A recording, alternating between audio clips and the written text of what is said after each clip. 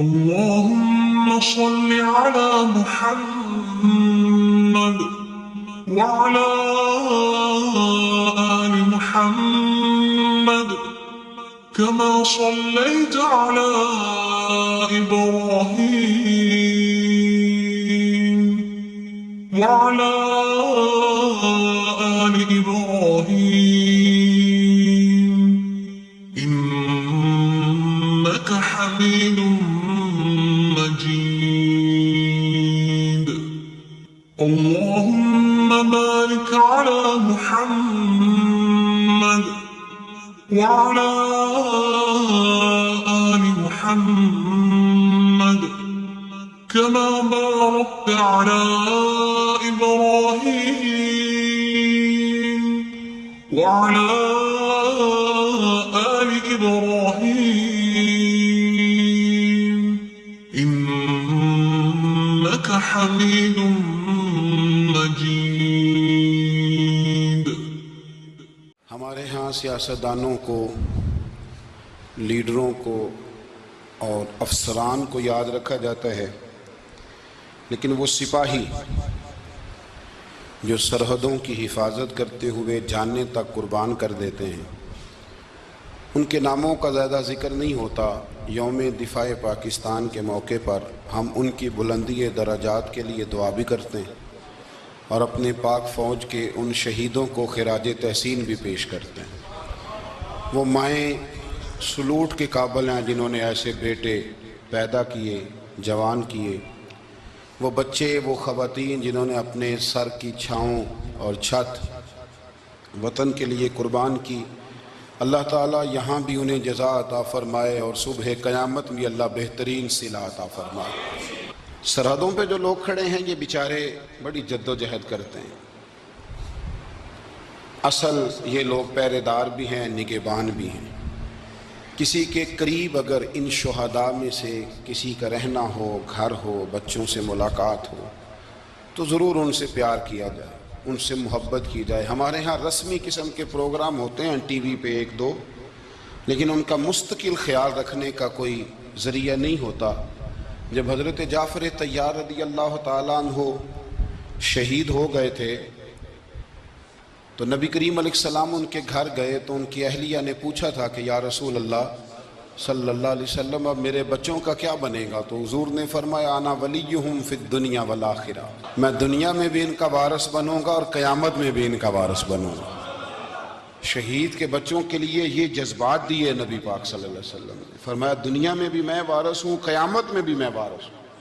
یہاں تک شہداء کے لیے رسول کریم علیہ السلام نے دیکھے نا، حضور ہر سال خود شہداء احد کے مزاروں پہ جاتے تھے اور ان کے لیے دعا فرماتے تھے، خراج تحسین پیش کرتے تھے. پھر ہر سال حضرت ابو بکر صدیق بھی جاتے تھے، پھر ان کے بعد ہر سال حضرت عمر جاتے تھے، پھر ان کے بعد ہر سال حضرت عثمان گئے، پھر ہر سال مولا علی گئے، پھر ہر سال حضرت عمر بن عبدالعزیز بھی گئے.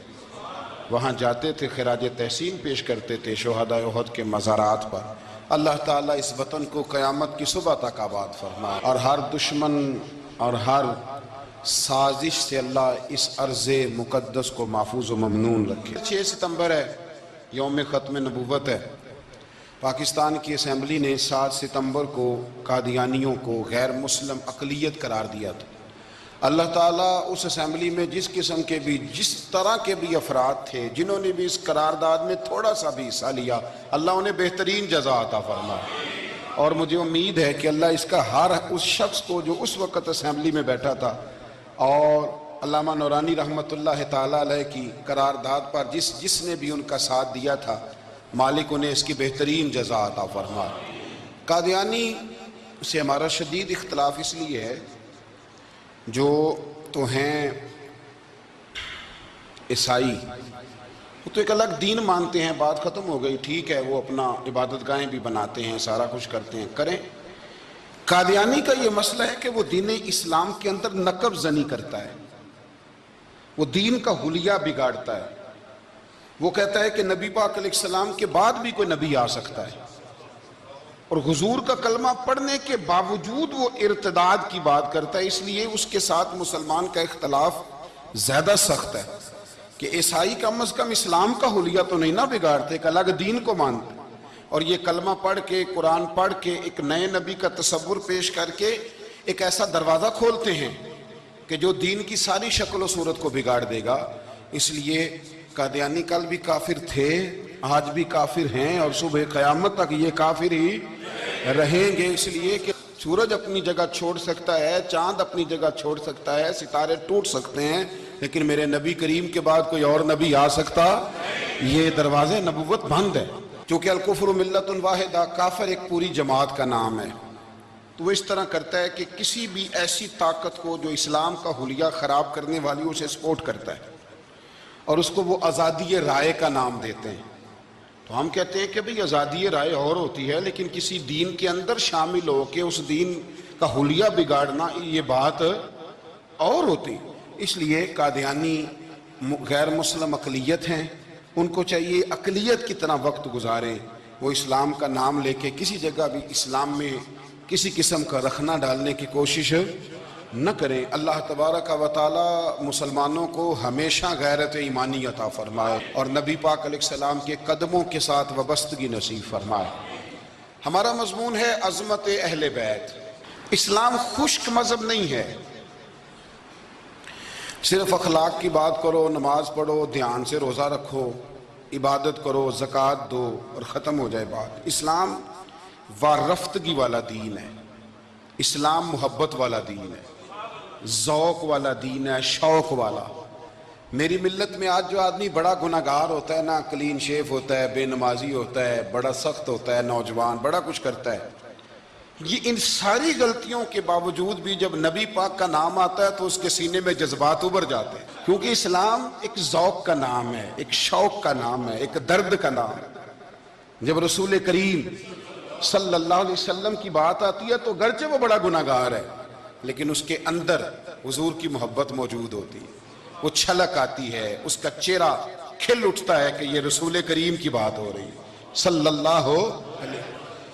تو اسلام ہمیں آداب سکھاتا ہے، نسبتوں کا ادب سکھاتا ہے، اسلام ہمیں اکرام سکھاتا ہے، اسلام ہمیں کہتا ہے کہ استاد کی اولاد کا بھی ادب کرو، اسلام ہمیں کہتا ہے کہ اپنے محسن کے بچوں کا بھی ادب کرو۔ اسلام یہ بتاتا ہے۔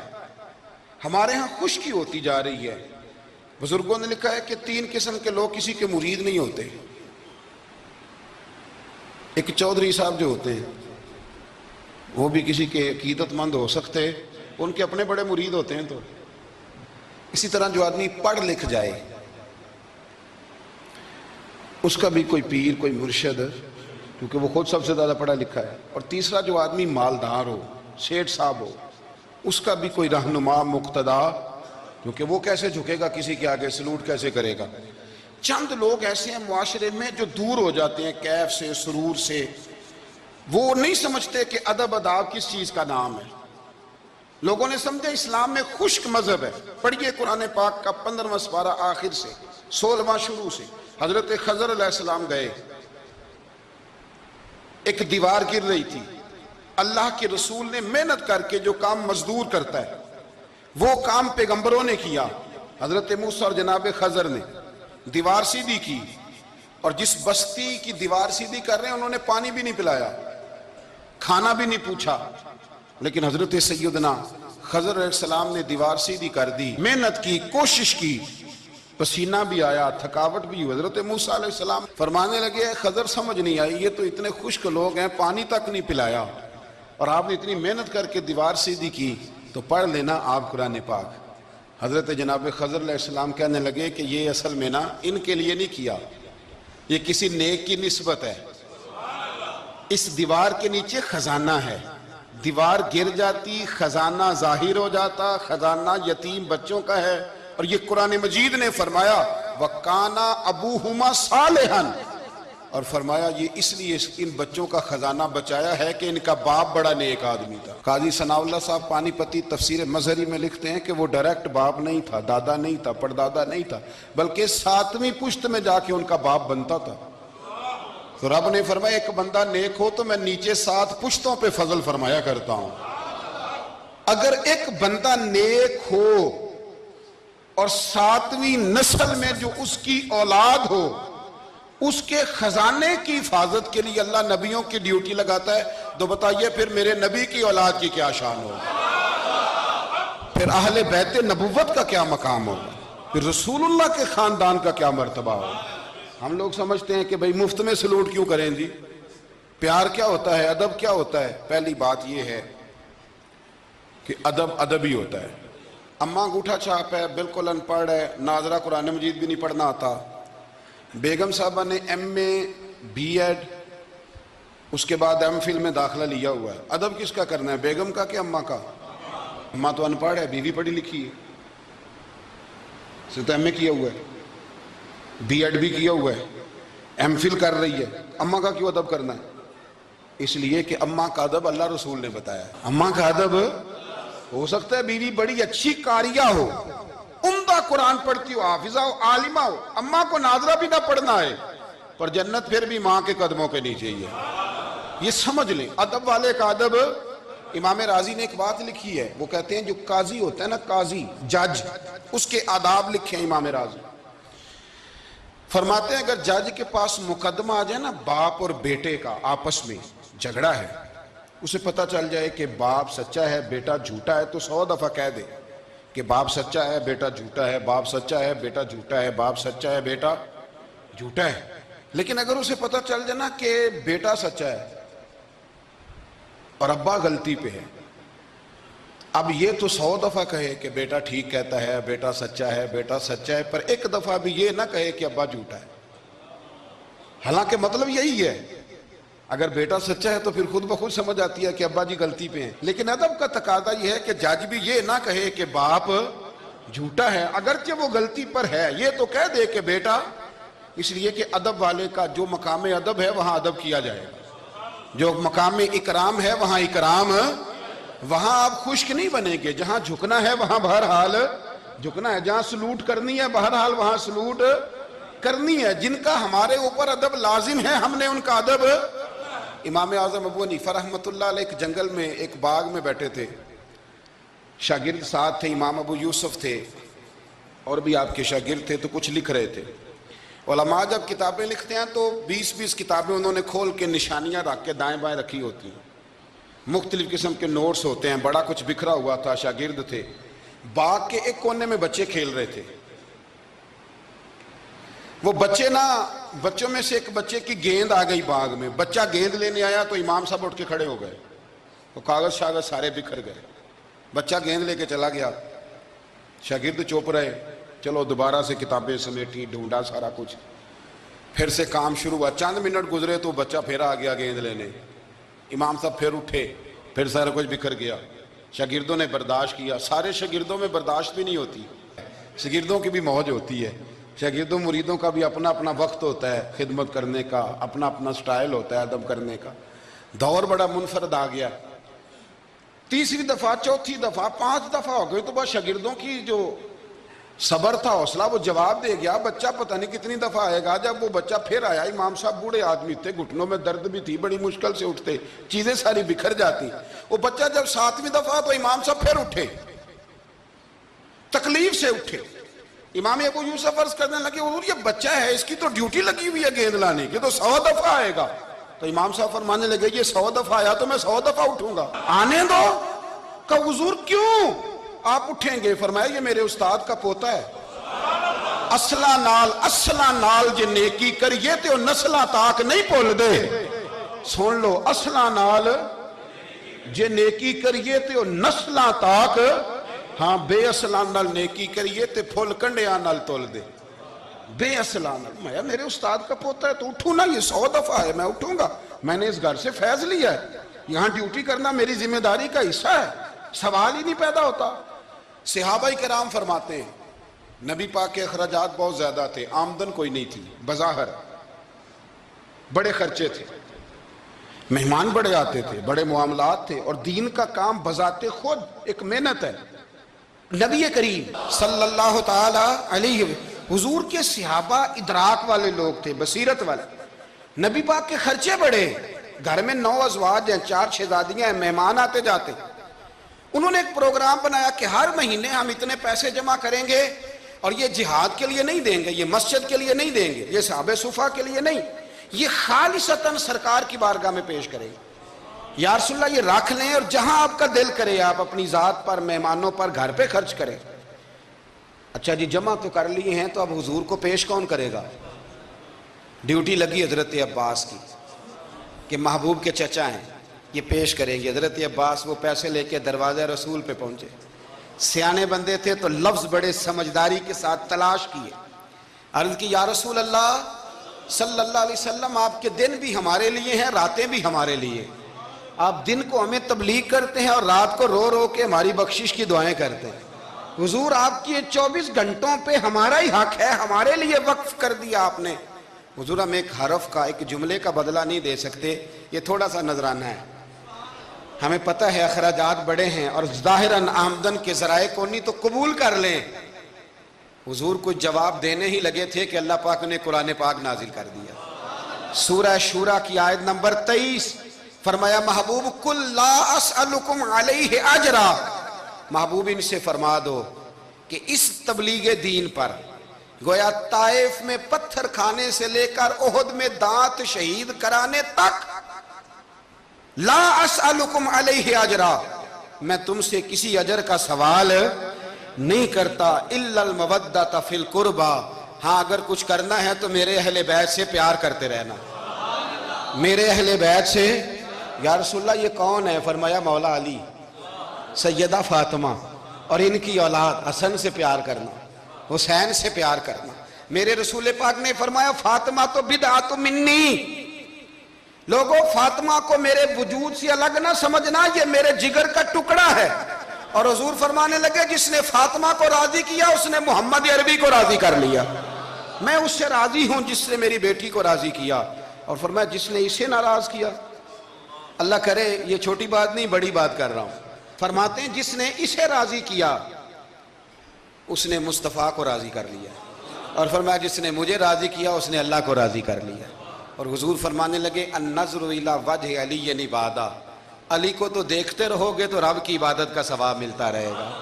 کچھ لوگ پریشان تھے کہ حضور سارے تو نہیں نہ دیکھ سکیں گے مولا علی کو، حضور نے اس کا بھی جواب دیا، فرمایا ذکر علی عبادہ، تو بس علی علی کہتا رہے تجھے رب کی عبادت کا ثواب ملتا رہے گا۔ علی کا ذکر بھی عبادت۔ اس خاندان کے ساتھ پیار کرنا، اہل بیت نبوت سے ان کی شان کو سمجھیں، مرتبے والے کا مرتبہ ہمیشہ سمجھنا چاہیے، ہمیشہ جس کو اللہ نے مرتبہ دیا ہے اس کے مرتبے کو سمجھے۔ میرے رسول کریم علیہ السلام نہ ذرا اعزازی وقت دیتے تھے، یہ سارا دن ہی امام حسن اور حسین مسجد میں رہتے تھے، سارا دن ہر وقت حضور کے ساتھ کھیلتے تھے، ان کا دروازہ مسجد نبی میں کھلتا تھا گھر کا، لیکن اس کے باوجود حضور فرماتے فاطمہ آج میرا دل کرتا ہے تمہارے گھر آ کے رات گزاروں۔ بھئی کوئی گھر بڑی دور ہے، یہ تو ساتھ ہی تو ہے۔ تو سیدہ فاطمہ فرماتی ہیں میں نے کہا حضور بڑی خوش نصیبی ہے تو محبوب نہ رات کو میرے گھر میں آ کے سوئے۔ فرماتی ہیں میں نے چارپائی بچھائی نبی پاک کے لیے، ایک شخص کے سونے کی جگہ تھی۔ حضور نے فرمایا میں تو حسن حسین کے لیے آیا ہوں۔ یا رسول اللہ پھر فرمایا یہ میرے ساتھ سوئیں گے۔ میں نے عرض کی حضور آپ کو دقت ہوگی، کیسے سوئیں گے؟ تو نبی پاک علیہ السلام نے فرمایا میں سلا لوں گا۔ حضرت فاطمہ کہتی ہیں ایک کندھے پہ حضور نے امام حسن کو لٹا لیا اور دوسری سائڈ پہ امام حسین کو لٹا لیا۔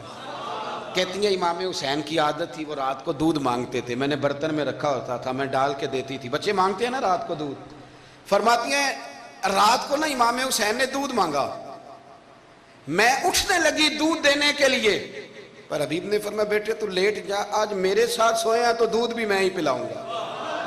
کہتی ہیں کئی دفعہ دودھ مانگا تو کئی دفعہ میرے رسول پاک نے انہیں دودھ پلایا۔ اور یہ ہر نانا نواسوں سے پیار کرتا ہے، پر یہ خالی نانا نہیں نا، یہ امام الانبیاء بھی ہیں، یہ امام الانبیاء بھی ہیں، یہ سرور کون و مقام، ان کا ہر کام اللہ کے حکم سے ہے، اللہ کے حکم سے۔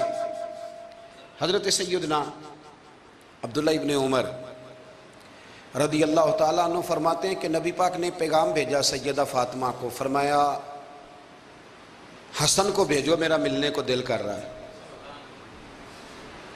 تو کہتی ہیں وہ گھر میں نا دیر ہو گئی امام حسن کو آنے میں۔ اعلیٰ حضرت فرماتے ہیں مجھے لگتا ہے کہ بی بی صاحبہ غسل کرانے لگ گئی، کپڑے تبدیل کرا رہی تھی. مائیں کرتی ہیں نا, بچہ باہر جانے لگا تو واپس آ پہلے کپڑے بدل.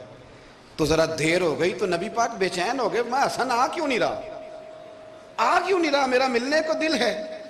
فرماتے تھوڑی دیر گزری تو امام حسن نے دروازہ کھولا سیدہ پاک کا. جب دروازہ کھولا تو رسول کریم نے دونوں بازو یوں کھول دیے اور نبی پاک گھٹنوں کے بل زمین پر بیٹھ گئے. امام حسن بھی جب اندر سے نکلے تو انہوں نے بھی یوں بازو کھولے.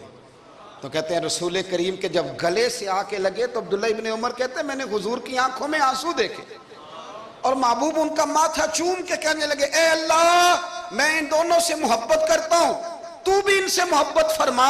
میرے اللہ جو میرے حسن حسین سے محبت کرے اس بندے سے بھی محبت فرما, جو ان سے پیار کرے اس سے بھی. ہمارے بزرگوں کو نا اہل بیت سے بڑا پیار ہوتا تھا, اصحاب کے بھی غلام اور اہل بیت کے بھی.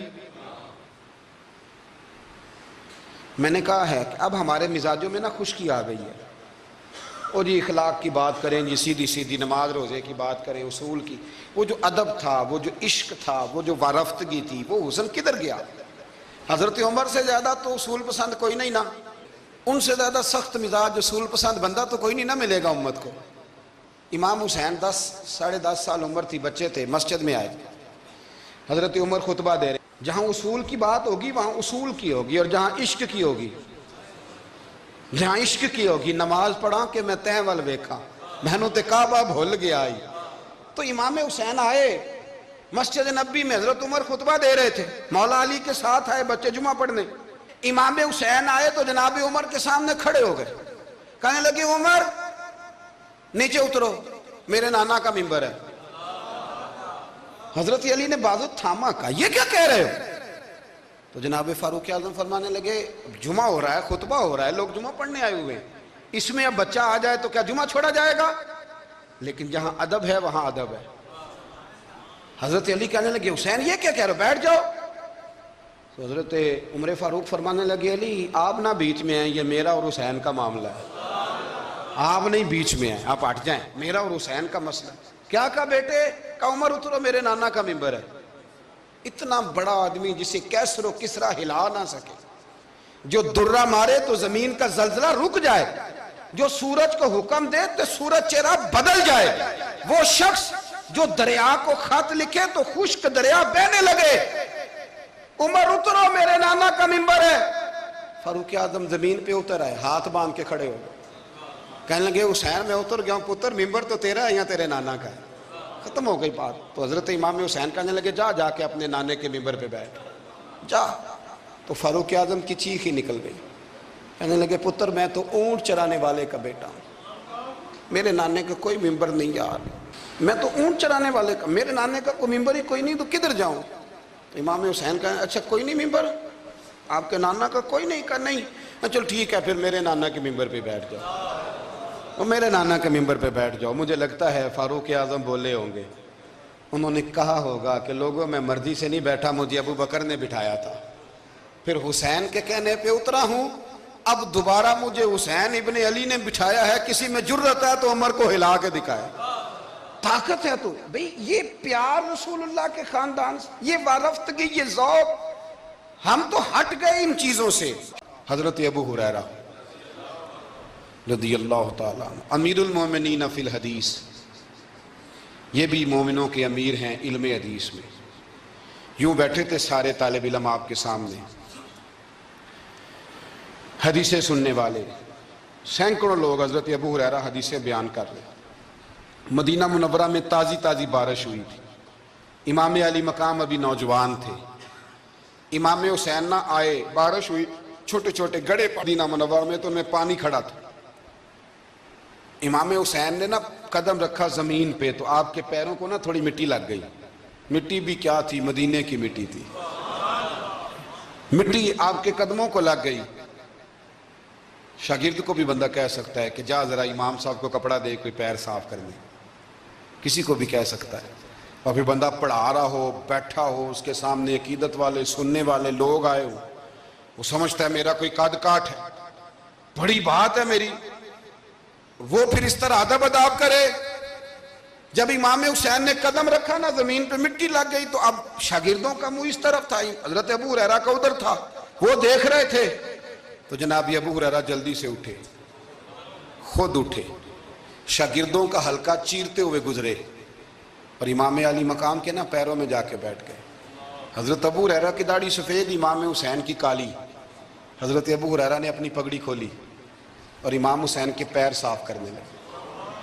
پیر حضرت امام حسین نے قدم پیچھے کھینچے اور کہا آپ کیا کر رہے ہیں، آپ بزرگ ہیں، میں تو جوان ہوں، یہ کیا کر رہے ہیں؟ تو حضرت ابو ہریرہ رو پڑے، کہنے لگے حسین میں کالی داڑھی کا ادب نہیں کر رہا، میں خون رسول کا احترام کر رہا ہوں، میں خون رسول کا ادب کر رہا ہوں۔ یہ نبی پاک کا خاندان، یہ رسول اللہ صلی اللہ تعالی علیہ وسلم کا خاندان ہے۔ اس خاندان نبوت کا اکرام کرنا، ان کا احترام کرنا، ان سے پیار کرنا، ان کی قدر کرنا، ان کے لیے اپنے دل میں آنکھوں میں عزت رکھنا، ان کے لیے شفقت کے بازو کھولنا، یہ چیز اللہ کو بھی راضی کرتی ہے، اللہ کے رسول کو بھی راضی کرتی ہے۔ اللہ تبارک و تعالی ہمیں اہل بیت نبوت کا پیار عطا فرمائے۔ آخر دعوانا